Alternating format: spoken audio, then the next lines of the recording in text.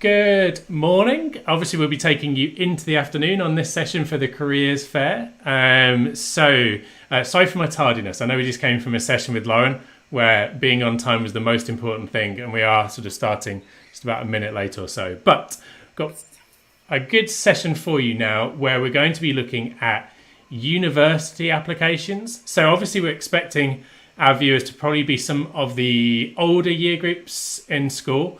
So maybe some year 11s and year 13s where you're cutting into your vacation time, which we appreciate. Maybe you've also got some year 10s and 12s just getting ahead of the game.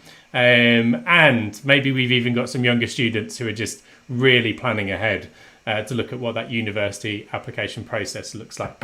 So we've got three speakers for you today who cover both universities and also a bit around finance as well, which is going to be really, really valuable to make sure that you're kind of prepared with lots of good advice for that.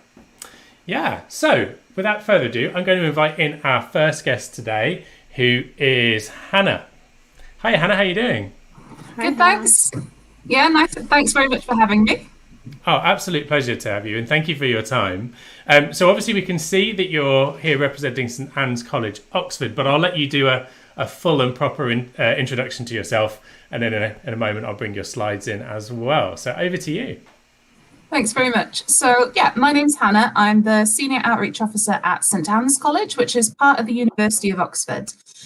So I used to be a student at the University of Oxford quite a few years ago. I studied a really tiny niche course called Classical Archaeology and Ancient History, which is basically the longest course name that I could find at the university, but was all about ancient Greece and ancient Rome.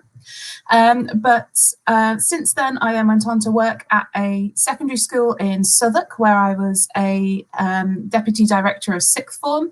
So I've got a lot of experience with supporting students applying to university and lots of other directions as well. But in this session today, I'm going to give you a very brief introduction to the University of Oxford, what it's like studying there, and also some of the things that they are looking for in their applicants as well. So let's get started.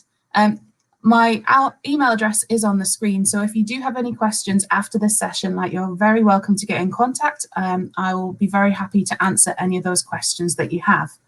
So the first thing is, where on earth are we? So we are about an hour away from London, a little bit further away if you're right in the centre or out in East London.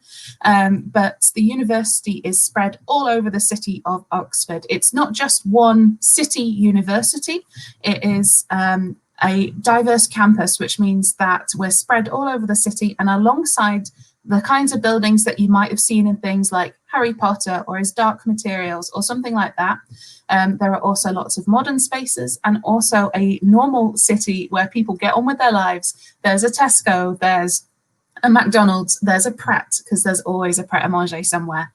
But it is a normal city where people work and get on with their lives alongside being a university city as well. So a few fun facts about the University of Oxford for you. So it's a very old university. It's over 900 years old, which for some people is the reason why they might choose to apply there. It is also the #1 university in the world. That means that Oxford has a fantastic global reputation. It attracts researchers from all over the world who are often leading experts in their fields, but it also means that students who attend the University of Oxford also have a wide range of opportunities and skills that they develop whilst they're at the university, and can go into a huge range of careers, not just in the subject that they've studied at university, but in switching professions, switching directions because of the skills and opportunities that they've had at the university. And because of that prestige and that reputation, it means that students from the university can go on to do a huge range of things. As part of the University of Oxford, you also have access to some fantastic resources. So that might be laboratories where you're running experiments. That might be some of the museums that we have that are open to students as teaching collections, or the sports facilities that are available to students, regardless of whether you are excellent at sport or whether you just like running around a field for fun. There are lots of different opportunities there at the university, but also lots of resources that you can do like you can have access to, such as there are over 100 different libraries spread all across the city. And that means that students at the university often don't actually have to worry about buying textbooks because they have access to these resources. As I said, it's a bit of a mix of very old and very new. Some things you might know are like very stereotypical buildings at the university, and some are a little bit more up to date. There are also about 23,000 students studying at the University of Oxford. And because of the way that the university is split up into colleges, so Oxford, Cambridge and Durham are some of the only collegiate universities in the UK. It means that rather than just being one of 23,000 students, you might form part of a community of perhaps 400 or 500 students. At St Anne's College, which is one of those colleges at the University of Oxford, we have about 450 undergraduate students, so students who are studying for their first degree at university. And they come from lots of different backgrounds. They come from all over the world and from all over the UK. They are not studying just one subject, so there's not a maths college, there's not a medicine college.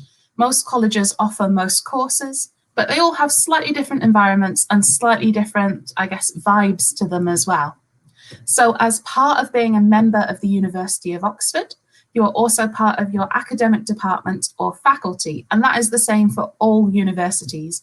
If you're studying history at Warwick, you'll be part of the history faculty and you'll be part of Warwick University. The difference at Oxford is the college system.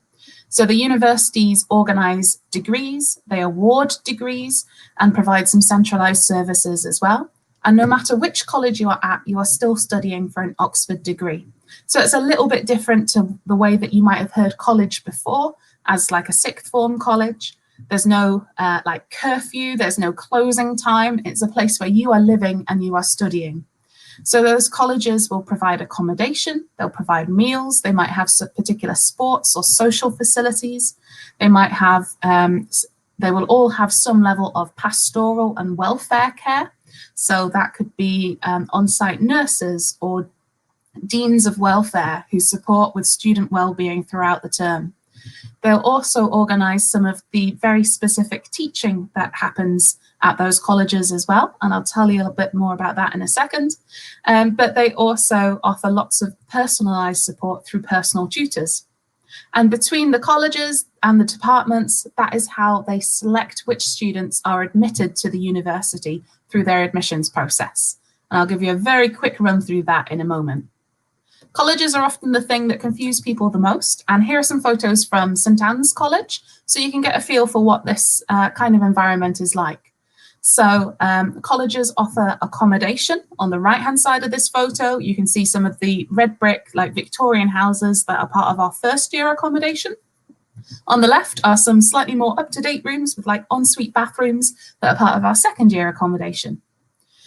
This is an example of one of the smaller rooms in college where, but all rooms will have access to a bed, a desk for studying, lamps, storage spaces like wardrobes, a wash basin in the room. There will also be some shared facilities. So a lot of Oxford colleges and Cambridge colleges, you might be asked to share a bathroom with other students, normally about 5 other students, so not a huge number. And a lot of colleges also have access to shared kitchen facilities as well. So students can cook for themselves. At St Anne's, we're really proud of the fact that every student has access to a kitchen. At some of the older colleges, they don't always have access to this, and that's partly because they just don't have the site is a little bit older, so they're not set up in that kind of way. You also have access to on-site research facilities as well as the wider university research facilities.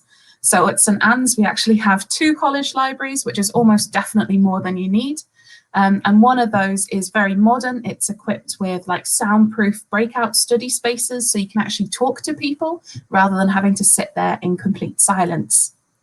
Colleges also offer dining halls, and these are often cheaper subsidised meals. So they serve breakfast, lunch and dinner throughout the week, and often a really nice brunch at the weekends. And this is a great way then of catching up with your friends during the day, perhaps if they've gone out to labs or lectures or other activities. It's then a great way of getting to know people, catching up with people, and enjoying some really good quality food. Definitely like better quality than what you'd expect from like a school dinner. As part of the university community, and this is a photo from some of our students who, when they first started at the university at St Anne's last year, you are a member of that college for life as well. And this is like the uniform that you wear when you are inducted into the university. And you're a member of the university, but you're a member of the college for life. Some of your teaching will take place in your college. Some might take place at other colleges, depending on what modules or courses or specialisms you are studying. And it's also a great place to get to know people. Those colleges will have students from lots of different backgrounds, lots of different subject areas, and it's a great way of getting to know people perhaps from the same background or from completely new backgrounds as well. And it means that you can take part in social activities from clubs and societies, whether that's sport or drama or music, to taking part in like fundraising events or supporting prospective applicants with interviews. They're huge, and the part of the community is run by a student committee which organise social events from Mario Kart tournaments to film nights, all sorts of things throughout the year, so that you can feel very comfortable and fit in very quickly and easily with the community. I know you're going to hear a little bit more about financial support later on, so I don't want to spend too much time on this. Oxford doesn't charge any more for the university than it does than other universities charge. So one of the special features of Oxford is the one-to-one personalised teaching that we offer as part of our courses. These are taught through tutorials, and we don't charge any more for attending the university and to get that one-to-one personalised teaching than other universities do. We also have a really generous bursary system. So this is money that you do not pay back. This is money given directly to you to support you with the cost of your studies. And this is sometimes a really helpful thing about going to perhaps quite a wealthy university. So if your household income is £27,500 or less, then you're given £4,200 per year to support you with the cost of your studies. There are also other bursaries and scholarships that are available at the university. Some of those might be based on what subject you're studying, where you've come from, or lots of other factors as well. But as I said, it doesn't charge more to go to Oxford than other universities. You can also get really good quality food at much cheaper prices, so you don't always have to worry about cooking for yourself. And another thing to mention as well is that Oxford has very short term times. So rather than paying for accommodation for like a whole year in advance, which you might at other universities, we have 3 8-week terms during the year. And that means that you're only paying for accommodation for the time that you're actually spending on site living in those rooms. So those shorter terms can give you lower costs whilst you're studying at the university as well.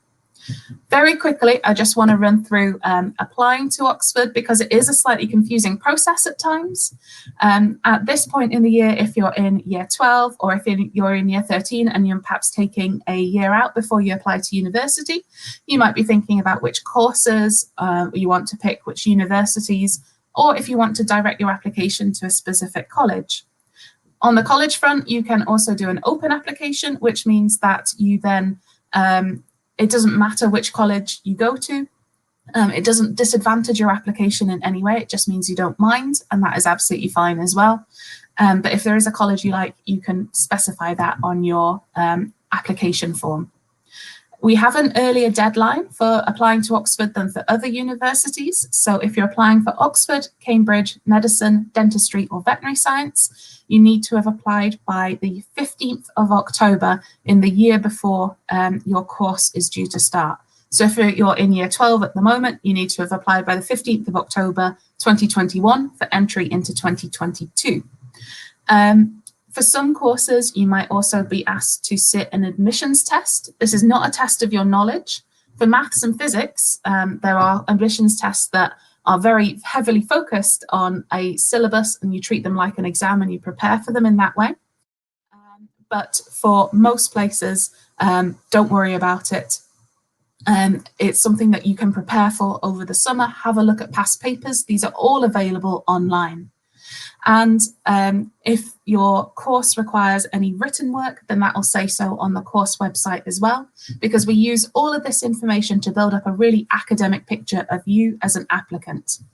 We also interview applicants so that we can get a feel for them academically, but also so that we can see what how they perform in a tutorial-like environment. It's not like a job interview. It's an academic conversation about your subject. And then you should hopefully find out the result of your application by January 2022 if you're applying in this year. There are a huge range of courses out there as well. Just some of them are on the screen, and these are the ones offered by Oxford. Some of these you might have seen before, some of them you might never have seen before, and I'd really recommend that you do have a look at different variations of courses that might suit you, because there are lots of courses out there that aren't necessarily the same as what you've studied in school, but a lot of the skills and the experiences that you've had from your particular subjects in school might well apply to those courses at the university as well.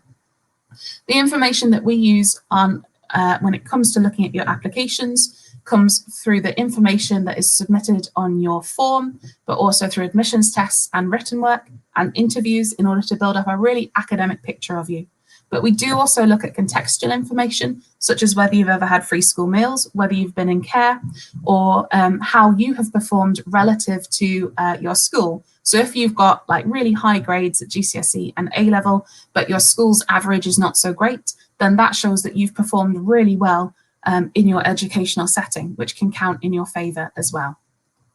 And a final thing as well, when it comes to thinking about applying, is that there might be a few things you want to focus on in particular in your application. We are really interested in why you want to study your subject and the evidence that you have for this. It's not a checklist of evidence. That evidence can come through lots of different things, but it could come through reading books, academic books. It could come through relevant work experience. It could come through other activities like TV or podcasts or documentaries that you've watched or listened to, online lectures or other activities that you've attended. Oxford and Cambridge are actually less interested in your other achievements than you might think. It's great if you've done things like Duke of Edinburgh, or if you've been involved in volunteering in your church or sports volunteering. That's all fantastic. But we are really interested in the transferable skills you've got from that. So teamwork, leadership, and other activities that you've done, and how that has then made you more suitable for your course. And here are some final suggestions of things that you might want to think about for exploring your subject academically outside of the classroom. This could come through reading short introductions to different subjects, staying up to date with the news, particularly if you're interested in courses like law, medicine, economics, having a look at websites like Oxplore or FutureLearn, which have lots of free courses and introduce you to different subject areas, reading subject-specific magazines, listening to podcasts, looking at online museums, or in-person museums if you have the chance, because there's loads out there, not just around history or art, but there are some relating to like the history of medicine or design, all sorts of things out there, and there are a fantastic range of resources.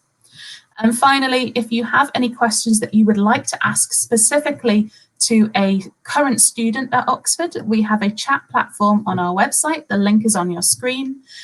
You are very welcome to get in contact with a current student at Oxford and find out a little bit more about what it's like actually being a student there, and they'll give you very honest answers about their experience as well.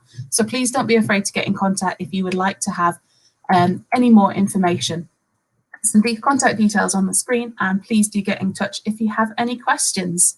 That was a very super fast introduction to Oxford, and thank you very much for your time on that. Thank you, Hannah. Really, really useful. And I know around the personal statement, it was great to capture those bits. And obviously encourage any of the schools watching to, you can go back in the video, you can rewatch it, you can capture all of those really useful information. And we'll try and put the Chat to Students link into the comments shortly. Awesome. So if you have a bit of time, we'd love to do some Q&A at the end if you're okay to stick around. Yeah, I'll be here. Perfect. So for teachers who are maybe displaying this to their class, gather those questions in, throw them into the form, which you'll see ticking along the bottom in a couple of moments. There we go. And Hannah and the rest of the team that we've got on today can answer as many as you can about personal statements, applying to university and all of that kind of stuff. So thank you so much for your time, Hannah, and we'll see you back for a few questions in a moment. Cool. See you in a bit. Okay. Really useful information, and hopefully that's kind of set the juices flowing on some possible things to add to your personal statements, as well as obviously the options you've got for different universities as well. Okay, Rika, we have got Morgan up next. Morgan, yeah. So we're going to bring Morgan in now. Welcome, Morgan. Hi, How are you? guys. I'm very well, thanks. How are you? Awesome, yeah. Good. Well, thank you for joining us. I will obviously pass over to you to introduce yourself and your role. And if we got any questions, we'll jump in and ask them along the way. Otherwise, we'll see you in a moment. So over to you. Sure. My name's Morgan Mitchell. I'm currently working as a research fellow at the University of Birmingham. That's just really academic speak for a researcher. Currently working on a sports psychology project. My background's in neuroscience. So I'll take you through my presentation and we can learn a little bit more about me. Just next slide. So a little bit about me. I went to school in South London in Bermondsey. I went to St Michael's sixth form. I know that there's probably some of you from that sixth form that are watching today. A special shout out to you guys and the staff there. It's a great place to be. I probably owe a lot of my experiences and things like that to the great experience that I had there.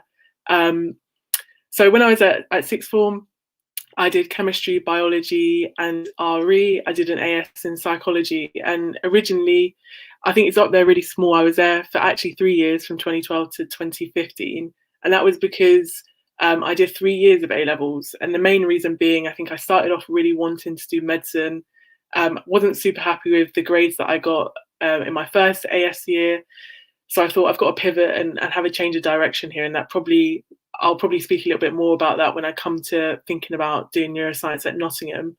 I had a change in direction and thought about doing neuroscience instead. I knew that I wanted to do something sciencey, but I wasn't quite sold on just doing something pure like biology or chemistry, nor was I really interested in doing biomedical sciences. I know a lot of people do that and then apply again to do medicine. But I thought if I'm going to do something, I want to do something that I'm interested in from the outset and I'll find interest in, and that'll be a career path rather than just doing something for the sake of getting onto something later on down the line.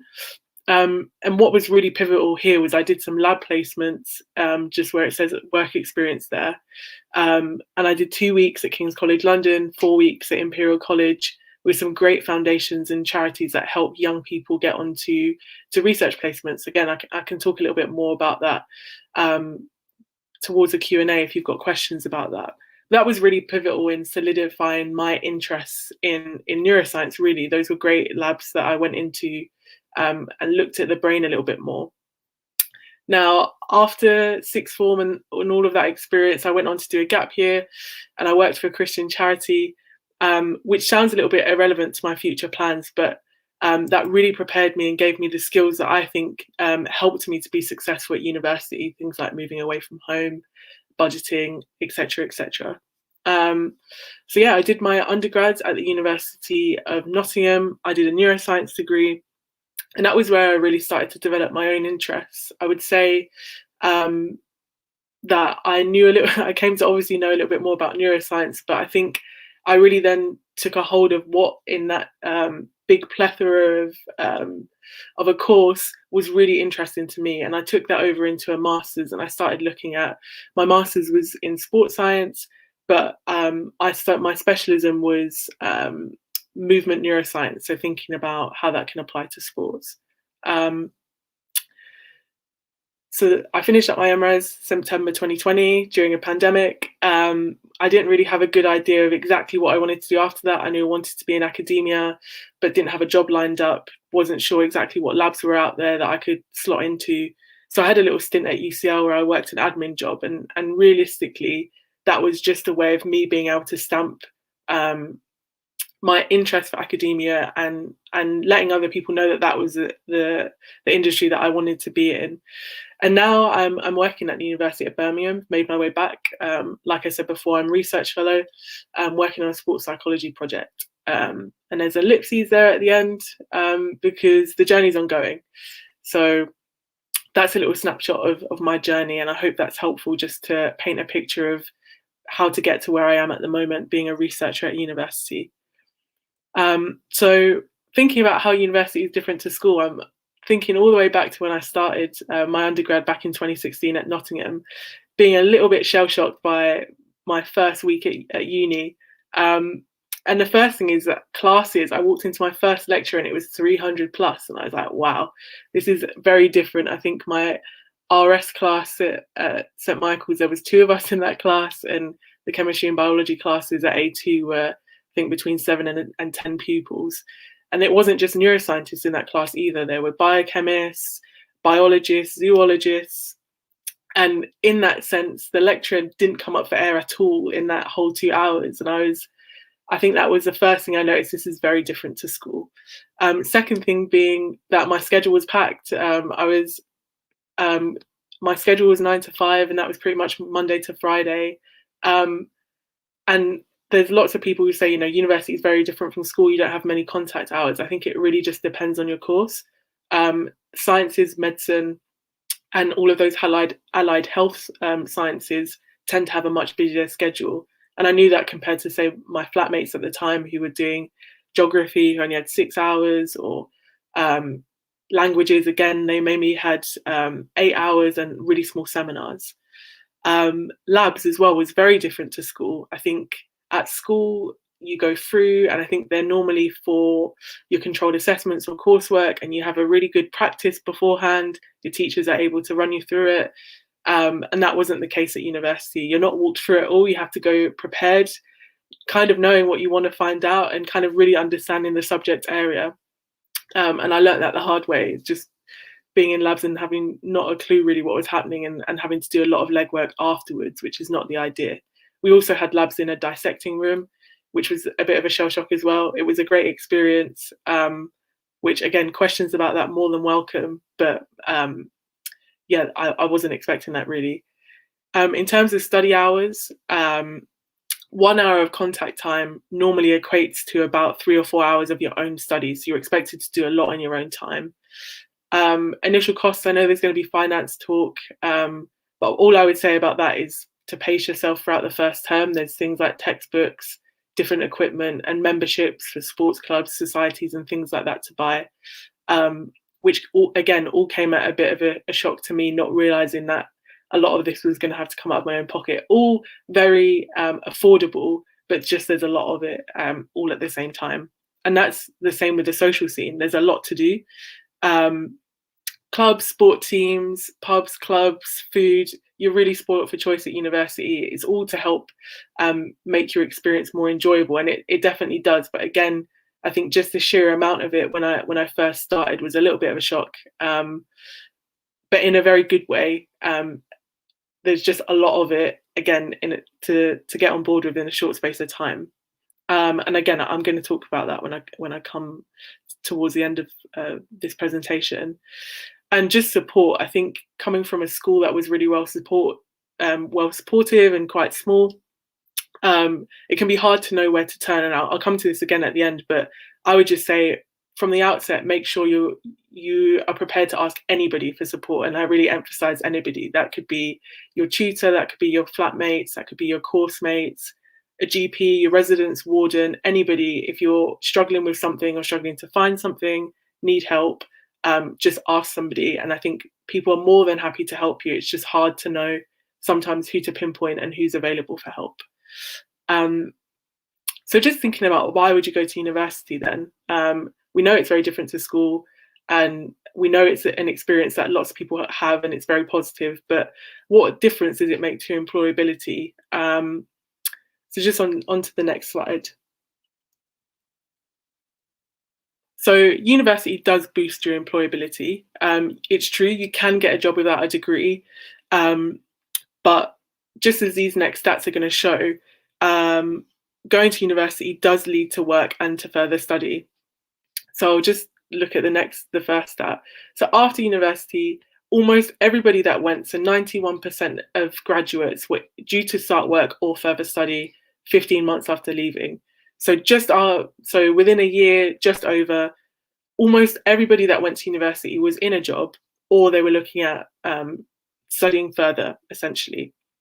Now, out of those 91%, or almost everybody that goes, the idea of boosting your employability is the fact that not only does this lead to work, but you're led to a better paid job compared to those not having a degree. And this next stat says so.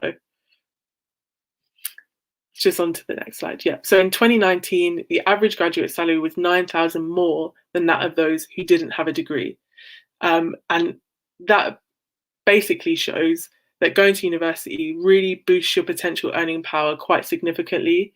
I think we can all agree, those who have jobs, that £9,000 more is a significant increase compared to those who don't have a degree.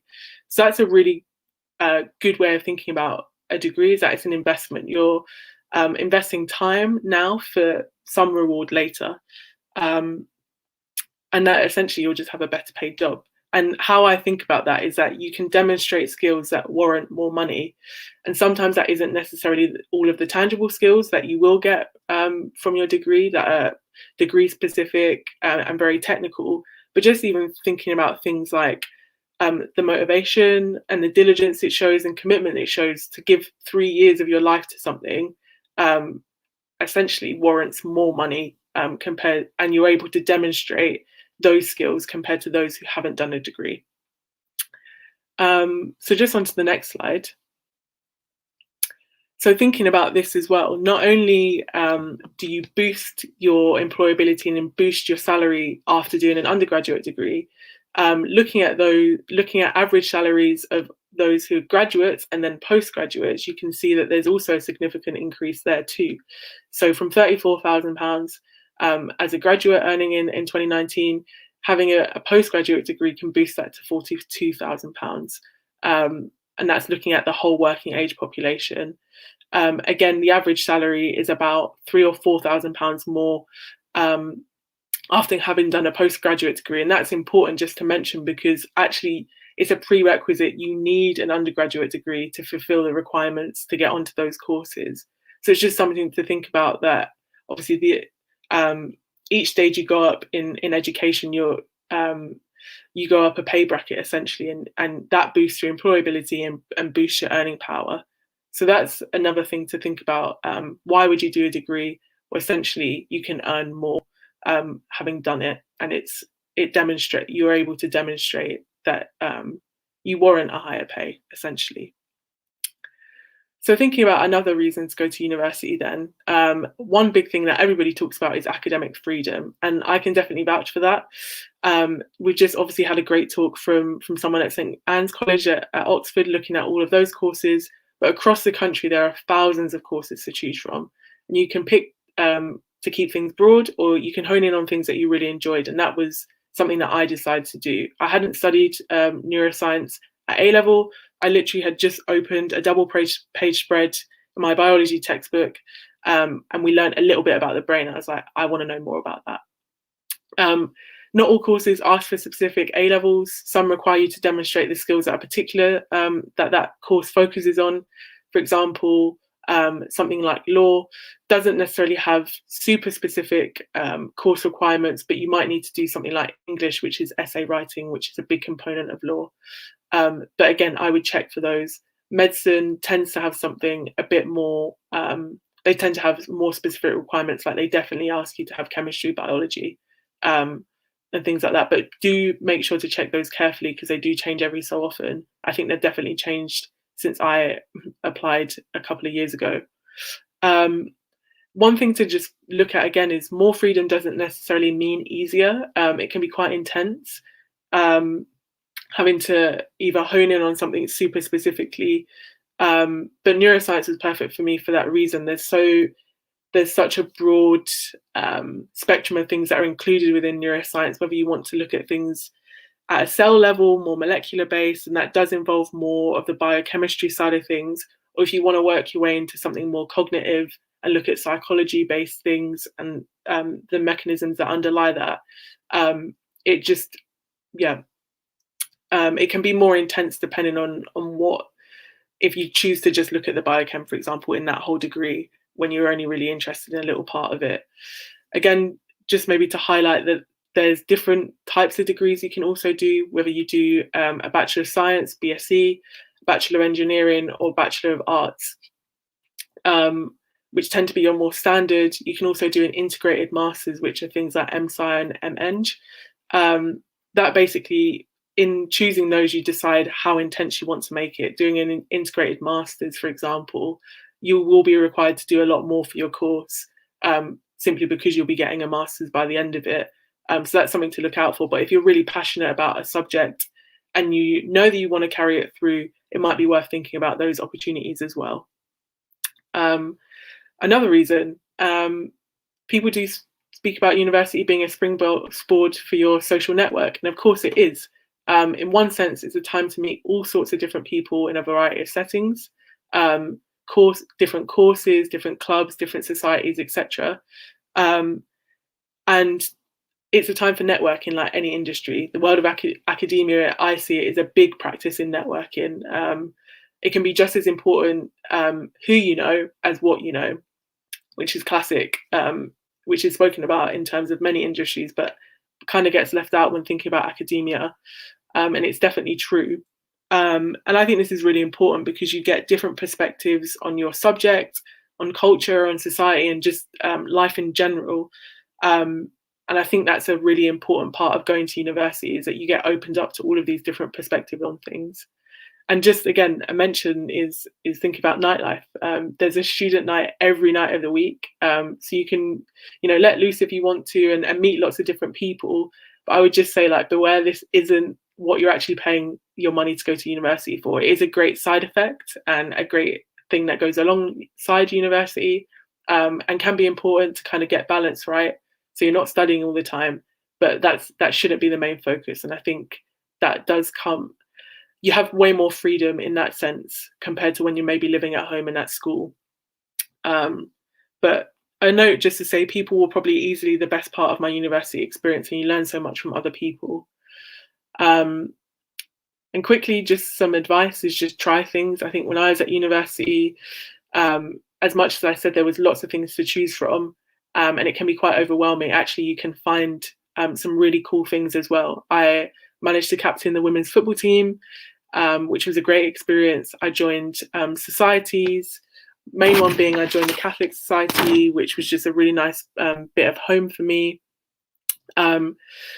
And just try new modules. I think I did Spanish as an optional module, and it was a great time. You can pretty much pick anything that you're interested in as long as it works with your timetable. Apply for internships and different jobs. They're a good way of getting experience and a good knowing of what you want to do and what you don't want to do. I think my friend in that picture at the top there on the right, Joanna, she's a really good example of this, in the sense that I think every summer she had a different internship. She did teaching, she did an internship in accountancy, she worked as an actuarial assistant, and at each stage she worked out that actually she doesn't want to do those things, which was just as important as knowing what she did want to do. Make the most out of the academic staff that you have access to. Academics love to talk about their work, so if you're interested in something, you want to know something, they'll be more than happy to take advantage of that opportunity to talk more about what they want to do, and that will definitely help you. Be proactive, seek, and you'll find there's lots to find, essentially, and you just have to be a little bit proactive to look around and find exactly what suits you. And just back yourself, be confident in your ability. It sounds really cheesy, but just pursue what you want to do, pursue your dreams, and actually nobody else can do that for you. And university is a really great place to be able to do that. I'll just finish up on some quick tips then for parents. I know that it can be quite a big worry sending your child away to university, but there's definitely a bigger picture, as I've spoken about before, in terms of social networking, and just boosting your employability and boosting your salary in the end of it. And debt shouldn't be a major worry. One thing, holidays are not necessarily the best time for jobs. And just thinking about how intense my degree was during Christmas and Easter, I also normally was going back to deadlines in January and then again sort of April, May time. So that definitely wasn't a good time to get a job, as my parents were suggesting. But summer can be a good time for that, whether it's getting a job back at home or staying at university to do that, whatever seems more worthwhile at the time. Go and visit your children. Universities are set in some cool places. I think it took my mum until I graduated to come and visit me at Nottingham and was like, oh, this is actually a really nice place. And I would have worried less if I'd have known how great campus was and how much there was around and how safe it looked. She didn't wait that long to come visit me in Birmingham, I should say. I think during my master's year, she came out a couple of months in, which was also really nice. I guess check that your child's checking in. Again, like I said before, looking for support, whether that's a GP, a counsellor, or a tutor, just making sure that they have someone they can go to and perhaps directing them if they don't. So that can be really, really helpful. If you have concerns, get in touch with the university. I think they're always more than welcome to hear from parents. Although it can be a little bit of a minefield trying to get into them, I think they're, again, more than happy to offer their support. Care packages are great to send to your child at uni, just to remind them of their own home comforts. And university can be really intense, having to look after yourself and look after your grades and things like that. And that being said, I think health and happiness is something that should come before grades or internships or jobs. If your young person isn't really enjoying their degree or really, really struggling with it, then that might need to be looked at, rather than putting grades and future above what's going on at the moment. I don't know if I've got time to go on to just some last tips, but I'll try and just condense it down. I think just remember the university is a foundation and a base. It's all what you make of it. You'll end up having a great experience, gaining lots of transferable skills, meeting lots of new people, and that should be a base to really boost you into your working life. It is, again, like a cliche, it's you get out what you put in. And it's not about how you start, but how you finish. So it can be a jump, and it can be a struggle, but as long as it all balances out towards the end, it should be fine. But trying to remember that this is the once in a lifetime opportunity and it won't come around again. So perhaps, thinking about a sports team to join or different society and things like that, actually, you're doing your degree is a one-time thing. Obviously, you can drop out and leave it and all those sorts of things. It's not a be-all and end-all, but what you get out of your degree is probably the most important thing. If you need to get in touch or want to get in touch, I'm on Twitter, LinkedIn. Those are probably the best ways to have a look at also currently what I'm up to as a researcher. It's probably a good blow-by-blow account, a day-by-day of what I'm up to in my job, and what the life of a researcher looks like. So, and again, if you have any questions, feel free to get in touch. Brill, thank you so much, Morgan. That was like a massive whistle-stop tour of what it's like to be at uni. I love that one quote you said, like, back yourself. Like, if that's what you want to do, you go and do it.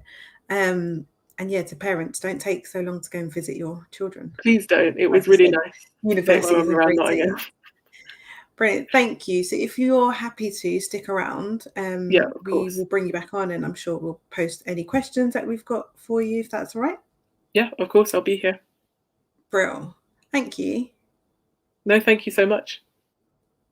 Thanks. And coming up, we've got our next speaker, which I know that everyone's been waiting to hear about, which is Tolu, and we're talking about finance. Hey, hi guys. Hi Marika. Yes, I'm good, thank you. Good, thank you. I'm going to be really interested in this talk. So you are going to be talking us everything finance when it comes to university, and I guess you're going to teach us how not to run out of money. I'm going to try, yeah, definitely. Brilliant. Okay, I'm going to hand over to you, and then if you can go through your slides and introduce yourself. Sure. You can pull them up then when you're ready. Hi everyone, my name is Tolu Frimpong. I am a personal finance money coach and online content creator. If you just bring up the slides, Ben, and I can go into a little bit more detail about what I do.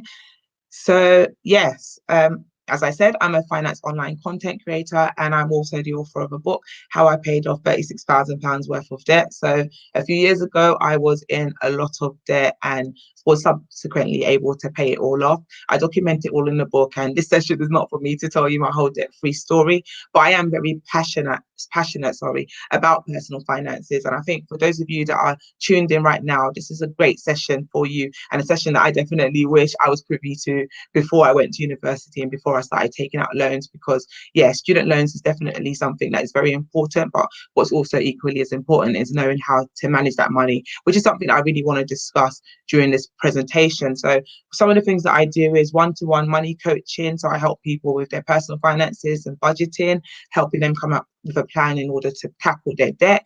I also speak at events. So obviously I'm speaking here, and I speak at various events when it comes to personal finances and just sharing my debt story with as many people that want to hear it.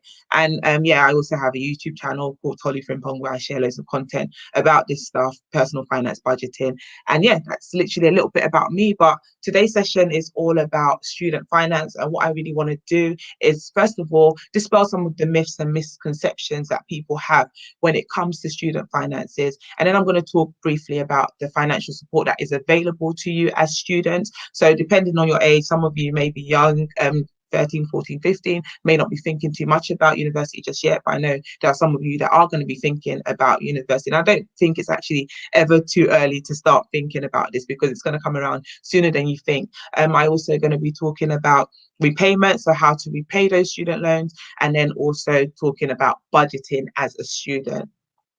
And so if we just go to the next slide. And if you can make the slides a bit bigger, just because I can't actually see them as clearly. So I haven't got my glasses on. That's perfect. Thank you, Ben. So yeah, starting off with the myths and misconceptions. So I guess the first myth that we want to jump into, if we go to the next slide, is I can't afford to go to university. Now, this is a myth that I've heard quite a lot bandied around, and it's actually a myth that I had when I was considering going to university. I just thought it was for the elite and it was for rich people, and people like myself couldn't go to university. But that's not actually true. Anybody can actually afford to go to university. So if we just can click again, all students actually in the UK are eligible to receive support for tuition fees, so tuition fee loans, and also maintenance loans. So I'm going to be explaining them a little bit more later on. But if we go into the next misconception, we've gone a bit further down. If we go back one slide, sorry. Okay, yeah, so the next one, sorry. Okay, so yeah, tuition fees and maintenance. So the next one is that the debt is unmanageable and it's not worth the cost. So that's what you could think. I know when I went to university, it was a lot cheaper than it is now, but now it's about £9,000. So £9,000 is obviously a lot of money, and you might think that's too big a debt, I can't handle it. But what I would say to you is there is a no win, no fee type thing when it comes to university. And I think Morgan really explained it quite well in her last session, where she was talking about so many of the benefits that come with going to university. So you might think, oh my gosh, that's too much money, it's not worth the cost. But there's so many benefits that you get from going to university, not just the actual fact that you get an amazing degree, which will make you more employable and could potentially help you earn so much more money, but then also the experience as well. The experience of going to university. And also when it comes to the repayment of the loan, you don't actually start repaying it until you're earning over £26,000 or £26,500 per annum. Now the hope is that once you've gone to university that you will be earning above that threshold, but should you not do that, it's not going to be a case of, oh my gosh, I'm not earning enough, I can't pay off this loans, I'm in so much debt. No, you do get a grace period to start paying off that debt. So once you start hitting that threshold, then you can start making those repayments at just 9% above that £26,000. And also good to note that after 30 years, if you haven't finished paying back your maintenance or tuition fee loans, that actually gets wiped out completely.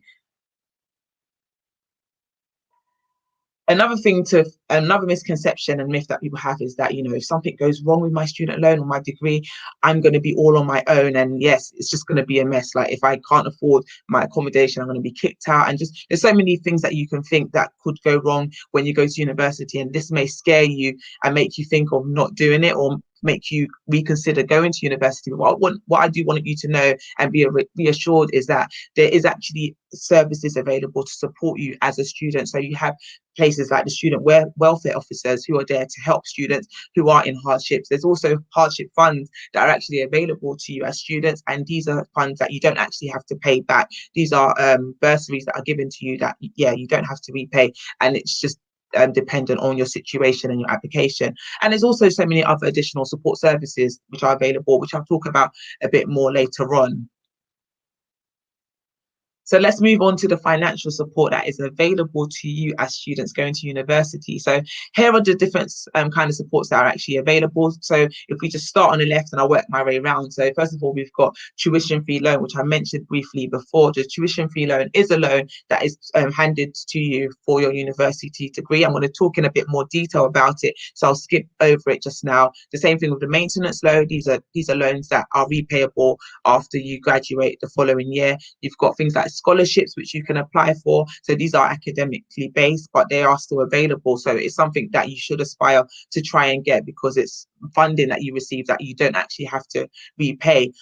Family support is also very important, and if that is something that you have a good family support system, then definitely do see where you can take advantage of that support available. I think those are conversations that it's never too soon to have. So if you are 14, 15 and you are thinking, oh, I want to go to university in a few years, now's the time to really have those conversations with your parents, so that you can kind of have an understanding as to how much support they're going to be able to give you and how much of it you're going to need to get support wise in maintenance loans, or perhaps also things like a part-time job. That's something that you can get alongside your your time at university. While I was at university, I actually had part-time jobs. I worked in retail. I also did a few roles at call centers. So there's things that you can do to also supplement the maintenance loan that you get, so that you're not out of pocket and you are able to survive, and not even just survive, but thrive during your time at university. Bursaries, again, these are things that are available to you as students that you don't have to repay. These are given to you based on your application and your situation, but you don't have to repay them at any time. So they're pretty much like grants.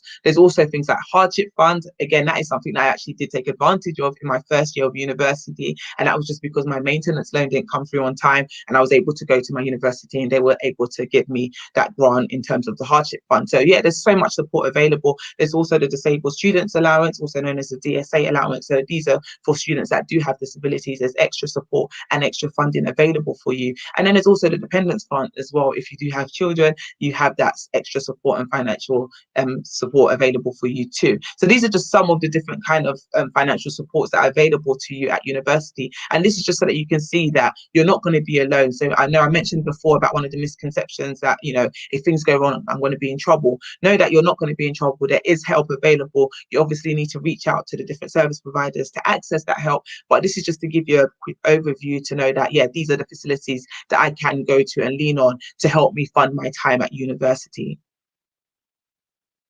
And so now if you talk in a bit more detail about the tuition fee loans, because I know that, again, there's a few misconceptions that people have when it comes to tuition fees. And one thing to know is that you don't have to pay your £9,000+ per annum straight away in one lump sum. It's not due straight away. The loan is for up to £9,250, which is the actual cost of the tuition fee. So it's not a case of the maximum you can get is 75%, for example, and you need to find the other 25%. You can actually get the 100% tuition fee loan to cover the cost of your degree. And it goes directly to the university. So you're not going to be every term handed £3,000 for you to pay that tuition fee. That power is taken out of your hand. It's paid directly to the university, which I think, to be honest, is a fantastic thing, because at least that takes the pressure off yourself. You know that once you've done your application, it's been approved, the money's going to go straight to the university, and it's actually not dependent on your household income, which is quite different to the maintenance loan, which I'm going to talk about in a sec. With the tuition fee loan, every single person in the UK can apply for it and actually get access to that tuition fee loan, which is amazing. And you repay the loan after you graduate. So the April after you graduate, that is when the repayments start, repayment process begins. If we move on to the maintenance loan now, And with the maintenance loan, yeah, there we go.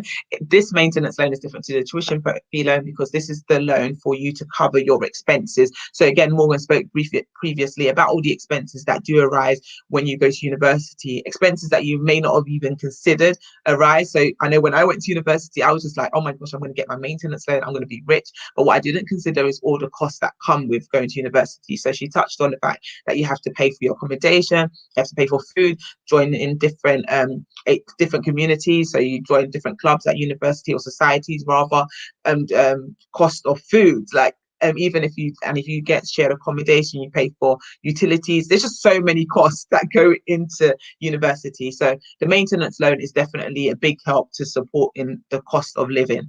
And it's also dependent on your household income. So that's very different to the tuition fees. It's means tested. And it also depends on where you're studying. So the maintenance loan available for people studying in London, for example, is a lot higher if you were studying in Birmingham or outside London. So yeah, it's definitely dependent on where you're studying, and it's also paid termly. So it's paid termly, but to you as opposed to, yeah, I guess to your accommodation or whatever. And this is just a breakdown of the different ways in which it's evaluated, or the different amounts that you are able to access depending on your household income and where you're planning to study. So if we look at the household income, you can see that basically the more your parents are earning, the less loan amount you're able to apply for. So if you can see parents earning over £60,000 a year, the maximum loan amount for maintenance you can get would be in London, and it would be for £7,306, whereas parents with a household of under £25,000, the maximum you're able to access is over £12,000. So that varies considerably depending on your income of your parents. And I guess that is because the idea is that if your parents are earning more, they assume that they'll be able to help you, support you a bit more with your academics, and then you wouldn't need to take out as much maintenance loan. And then just quickly talking a little bit more about that additional support that is available for you. So like I mentioned before, you have additional support if you need the disabled students allowance or the dependent grant, or if you want to travel abroad, there's also a grant available for you for that too. So now let's move on to the repayments of the loans, because yes, with the student loans, you do have to pay them back. So it's all good and gravy when all that money comes into your account, but that money does need to at some point be paid back to the government. So with the repayments, here are a few facts. So it's not like any other loans that you will take out from the bank. It's only applicable, or only repayable, should I say, when you earn the over the threshold. So I spoke about that previously, sorry, that the tax threshold, that the repayment threshold, sorry, is over £26,575. So once you're earning above that amount, that is when you have to repay it. And the repayments are not due until the April of the year after you graduate. So all the people that are graduating this year, they're not going to have to start repaying that student loan until next year, April. And even then, they're only going to have to repay it if they're earning over the threshold. And the repayment amount that you actually have to pay is 9% of your income above that £26,000. So it's not a case of once you start earning £26,000, you're now taxed 9% of everything you earn. You're only going to be taxed on the money above that. So if you were earning £30,000, for example, you'll be taxed 9% of the 3,400 and whatever pounds it is, if my maths was correct. And it's automatically taken from your paycheck. So with other loans, when you take them out from the bank or your credit card, etc., you have that responsibility to pay it back yourself. With the student loans, that responsibility and power is taken out of your hands. It's literally taken out of your payslip before you get paid as a tax. So you'll see it literally as a line item on your payslip saying student loan contribution, and that will just be taken. So you won't actually ever see that money.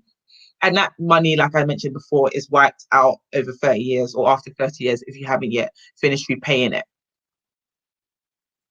And so here we could just quickly see a breakdown of the different tax brackets. So how much student loan you'll actually end up repaying. So like I was trying to explain previously, so when you're earning over £26,000, you're not paying any tax on it. You're not paying any of it back. But as soon as you hit £30,000 now, you're going to pay tax on the £3,425 excess beyond that 26,000, and that works out approximately to be £25 a month. So as you can see, it's like, in the grander scheme of things, considering what you get for that degree, the fact that you're going to potentially earn so much more money, the fact that you're able to have the money to survive at university, to then only have to pay back £25 a month, it's actually, it's a great proposition, is basically the point that I'm trying to get at here. But yeah, that's basically what this slide shows you guys.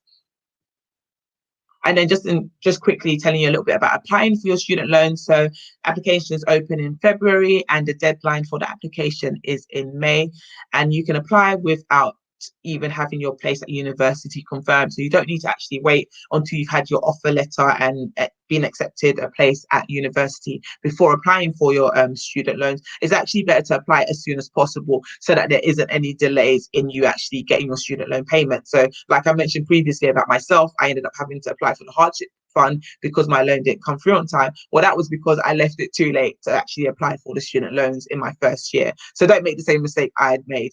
As soon as applications open, if you are planning to go to university and you're clear on exactly what you want to study and what your prospects are beyond that degree, then definitely get application in as soon as possible to avoid any delay in your payments. So now moving on to one of my favorite topics, budgeting. I'm going to be talking about budgeting for students going off to university, because yeah, what I really want for you on this call, if you are planning to go to university, is to really be prepared to manage those finances when you go. So if we just move on to the next slide, what I've got here is a picture of a few people that have won the lottery over the years. So I've picked these particular lottery winners for a particular reason. I've picked them because these people won the lottery and are now broke. So they've been handed millions and millions of pounds and they're now broke. So yeah, that's why I'm showing you the slide. So if we move on to the next one, I'll go into a bit more of an explanation to kind of draw the parallel between those lottery winners and yourself potentially as students going to university, because I think there are a lot of parallels that we can draw and similarities between those men and women on the last slide and yourselves as students potentially going to university. Because I think when you win the lottery, you get handed a large sum of money that you didn't earn. So it's just a large sum of money handed to you. And if you don't manage it effectively, that money can just go missing. So it's the same thing that happens with students when we go off to university. I know for myself, from my own experience, when I went off to university, I'll never forget that first week. Not even the first year, sorry, second year of university, go in there, freshers week, and they were doing all these lock-ins at the department stores, 20% off for students. And me and my friends were just spending our student loans because we were excited. But that's a mistake that we made because the money was just handed to us and we weren't given the right tools to manage it. So that's the thing I guess you can draw as a parallel between lottery winners and students. Another thing is that the money is instantly handed to them. The money that they get as lottery winners is money that they're not used to having. And that's the same thing with students. It's a lot of money that you might not potentially be used to seeing in your bank account. Because I remember seeing those zeros on my bank account for the first time. I was like, wow, I'm rich. Like literally, to me at the time, felt like I had won the lottery. But it's so easy for that money to just go, just like it did with those lottery winners on the previous slide. And yeah, it's just a lot of money that's handed to you without any real instructions as to how to manage it. Like Morgan was speaking about previously, about all the expenses that arise when you go to university. These are the things that I wasn't given the tools for or kind of prepared for when I went to university. It was just, I applied for my maintenance loan, I got the maintenance loan, and I spent it. So there was no budgeting or no management of the money, which is something that I definitely don't want for you guys listening in on this call today. So if we move on to the next slide, I just have a few tips for you as students because I'm conscious of the time, and this in itself could be a whole hour session. But these are just a few tips I hope will help you, just to give you food for thought, I guess, things for you to think of and consider as you're deciding whether or not to go to university or planning for university. So first of all, create a budget. Like, a budget is something I never actually created until a few years ago. So I was very late in the game. But as a student, if you could create a budget when you're going to university and a plan for that maintenance loan, it will put you in good standing for your finances in university and beyond, to be honest, because having a budget basically is a spending plan, a conscious plan for your money, how exactly that money is going to be allocated and just distributed. So know exactly what your expenses are and what your income is. How much are you going to spend on utilities? How much are you going to spend on accommodation? How much are you going to spend on your nightlife? How much are you going to spend on food? All of these things need to be planned in that budget so that you don't just get all that money and the money just slips through your fingers. Don't be like those lottery winners. Have a plan for that money when it comes into your hand, and that way the money will be able to stretch a lot further than it would if you didn't have that spending plan in place. I think building a financial cushion is something that is really important. So what I want to actually challenge you with is actually, if you are planning to go to university, that is, you're planning to go next year. Let's say, for example, student loan or maintenance was an option. Is there something that you could potentially do to kind of help you to get that finance in place? So what I'm thinking about is maybe working in the summer holidays or pocket money that you get from your parents, starting a little side hustle. I don't know, you're never too young to start a side hustle these days. Anything you can do to kind of make that additional money that you can use to supplement you when you go to university will definitely be really helpful for you.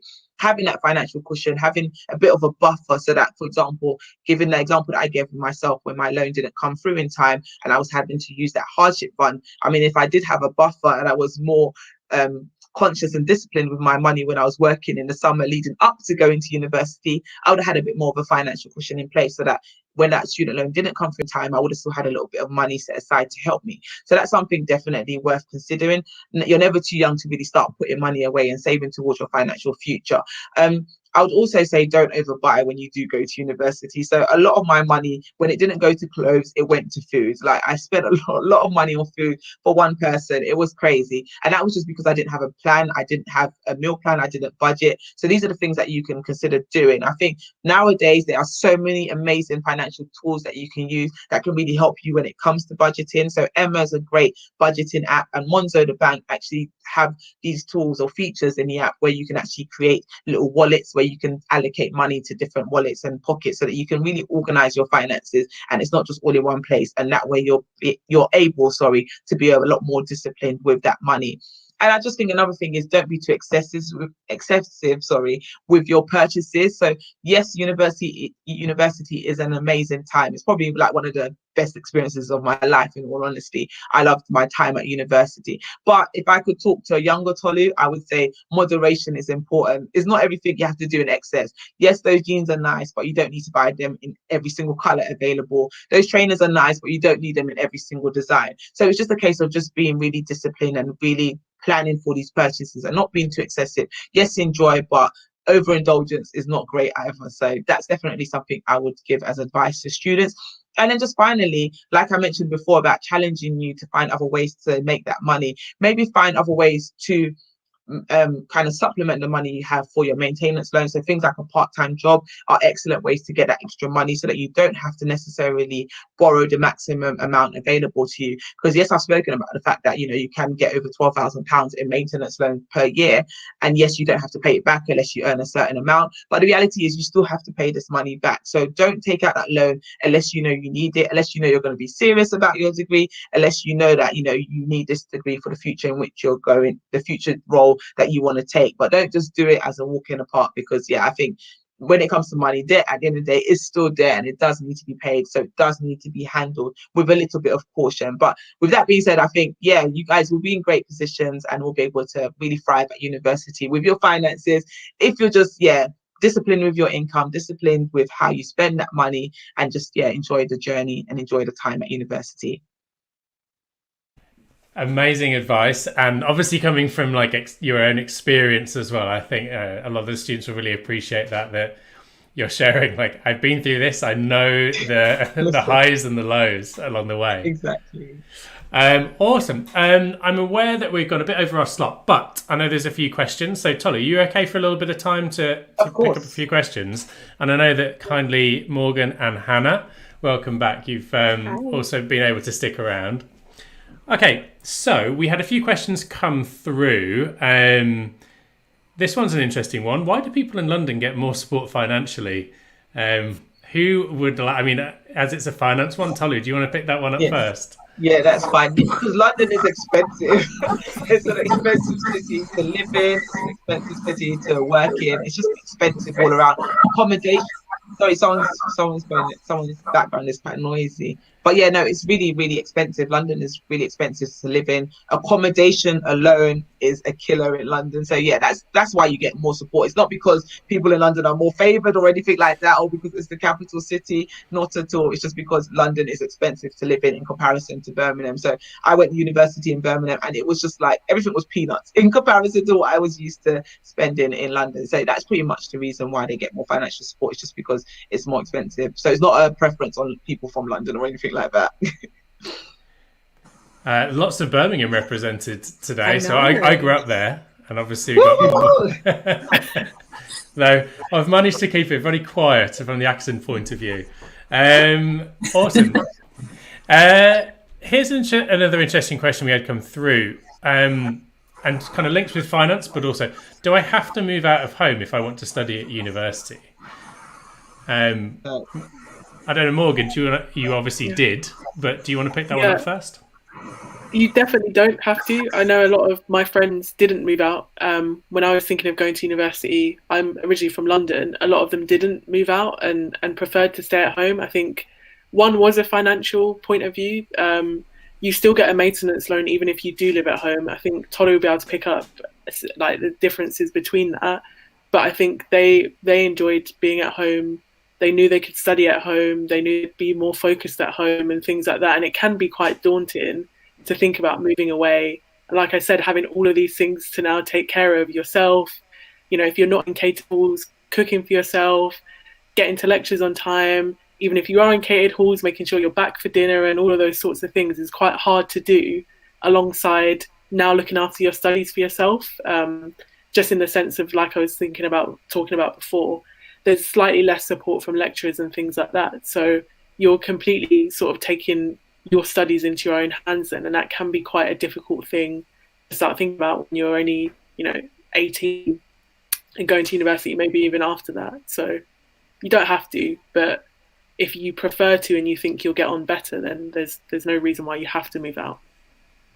Yeah, I know. I mean, growing up in Birmingham, I know a lot of the people I went to school with have like big families, really, really solid family existence, and didn't want to leave that, but still wanted to go and study at university. So they went locally. Obviously, for other people, the chance to move away and see something different it can also work too.